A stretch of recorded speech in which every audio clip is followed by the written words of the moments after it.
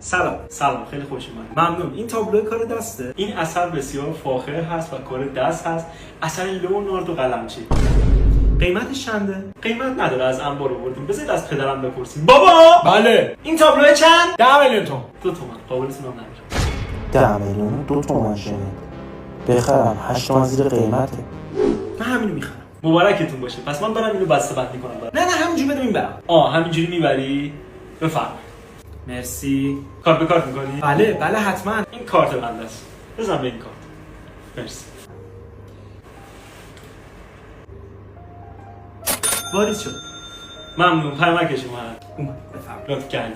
خیلی ممنون. به سلامت. بازم تشریف بیارید. حتما بازم میام. واقعا به خودم رفتی. کاسب. بهت گفتم بیام مغازه کاسبی تو رشد میدم. برای خودمون چقدر افتاده بود؟ 500,000. 1,500 تومن سود. سلام خیلی خوش اومدید. ببخشید این تابلو اثر کیه؟ این اثر بسیار فاخر هستش. اثر لئوناردو قلمچی است. بعد قیمتش چنده؟ قیمت نخوردوش، تازه از انبار آوردیم خانم. بذارید از پدرم بپرسم. بابا